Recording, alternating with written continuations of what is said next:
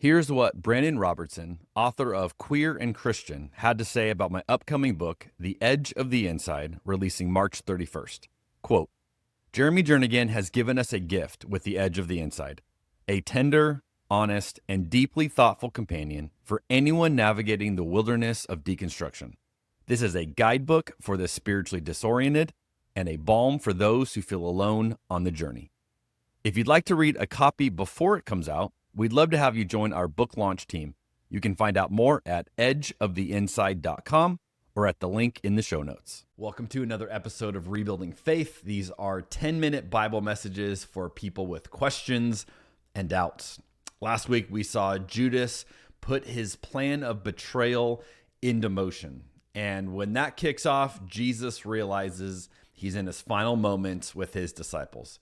And as you can imagine, when you know that this is the situation, you begin to realize, what do I want to say before the cross happens? And he knows the cross is coming, and he uses these final moments with his disciples in some powerful ways. And we're going to explore what he does next. Immediately after Judas has left, we find this happening in John 13, verse 31. As soon as Judas left the room, Jesus said, "The time has come for the Son of Man to enter into his glory, and God will be glorified because of him.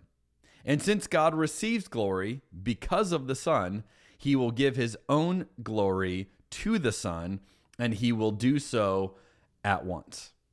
Now, again, as we saw last week, the timing of when Jesus says things and how Jesus does things is significant. So here we have Judas leaves the room, sets the cross up in motion, and then Jesus says, "Now is the time for me to enter into my glory."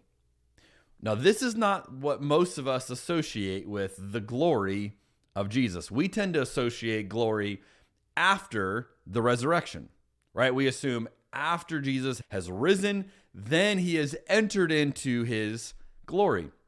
That's not the way Jesus sets it up here, that Jesus seems to associate his glory with the cross. And so as Judas puts the cross into motion, that's when Jesus says, "Now's the time to enter into my glory." Now, the resurrection is God's vindication of this as glory, that the cross was indeed a moment of glory. The resurrection proves that, but the resurrection isn't the glory itself. There's something about the cross that Jesus saw uniquely revealing the glory of God. Verse 33, he says, "Dear children, I will be with you only a little longer. And as I told the Jewish leaders, you will search for me, but you can't come where I am going. So now I'm giving you a new commandment." You can imagine them wondering what on earth is coming here. He says, "Love each other just as I have loved you." You should love each other. Your love for one another will prove to the world that you are my disciples. Now, this is powerful here, and I think we often overlook the significance of what Jesus is saying. Now, I would assume most of us are familiar with the golden rule, the idea to do to others as you would want them to do to you. This is something you see with Jesus, and this was an increase on what had already been. They would often view this in the negative. Don't do to others what you don't want them to do to you. And Jesus says, hey, we're going to go beyond that. We're going to proactively do to others what we want them to do to us. And indeed, this would make the world a better place. If we all lived by the golden rule, for sure, the world would be better. But notice here, that's not what Jesus is saying. When he has a new command to give them, he says something different. Now, this has been referred to as the platinum rule because it goes beyond the golden rule. Here, Jesus says, I want you to love others as I have loved you. Not just treat others the way you want to be treated. No. Love people the way I have loved you. It takes it up a notch even more. And if the golden rule would make everything better, the platinum rule would change the world forever. If we were to love people the way that Jesus has loved us, we would fundamentally change society as we know it. And this is the new command the new instruction that Jesus gives them. He ups the ante by reminding them of all that he has done for them and saying, go and do accordingly. What you have seen me do to you, I want you to go love people that way. Verse 36, Simon Peter asked, Lord, where are you going? And Jesus replied, you can't go with me now, but you will follow me later. But why can't I come now, Lord? He asked. I'm ready to die for you. And Jesus answered, die for me? I tell you the truth, Peter, before the rooster crows tomorrow morning, you will deny 3 times that you even know me. Now, this is going to play out, but Peter has the right motives and the wrong theology, right? He's got the right motives. He's got a good heart here, but he's got the wrong theology. He expects Jesus to be the Messiah by force. And he is willing to join Jesus in this. He's willing to die if it comes to that, for Jesus to take his Messiah role by force. But that's not what Jesus has in mind.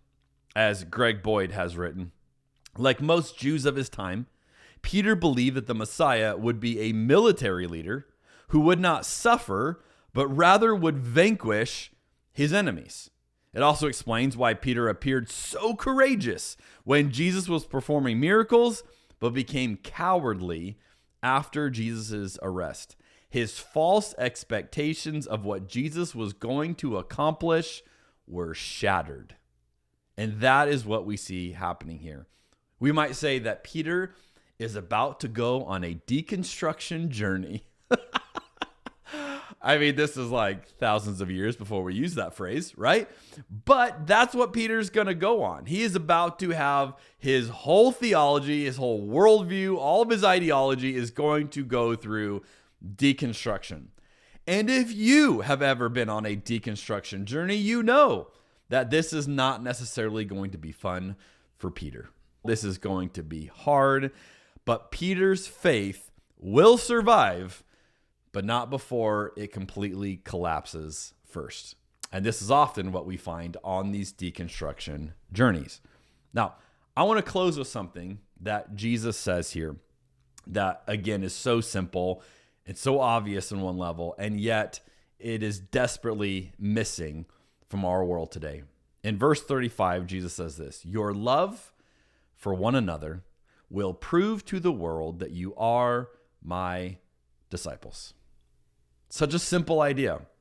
And yet notice the standard that Jesus sets up. Your love for one another. Now, this is in the context of the platinum rule, that we would love as Jesus has loved us. We have been given a model in which to follow. And Jesus says, now you are to love everyone else like that. Which means, my friends, it's not the theology. It's not the size of our church. It's not how much we pray or read our Bible or sing some worship songs. It is only the way that we love that proves that we are disciples of Jesus. Jesus goes, yeah, you want to be my real followers. It's not going to be taking something by force. It's not going to be your willingness to die. No, it's going to be, are you willing to love others the way that I have loved you? Which is a great reminder for us today when Christianity gets attached to all sorts of things that look nothing like Jesus, that we are to be the people of love. See, Peter is willing to be a disciple through boldness, through his courage, and through his willingness to die. But all of that is going to fail him once he realizes that this route that Jesus has picked is going to be a route of suffering. This is not going to be some display of force in the way that Peter is imagining. And he's going to have to learn that being a disciple of Jesus is ultimately about choosing to love others the way that we have been loved. So the question for you and I today is, are we disciples of Jesus? Not because we say the right things or believe the right things or attend the right church, but because we love others the way that Jesus has loved us. I'll see you next week on Rebuilding Faith.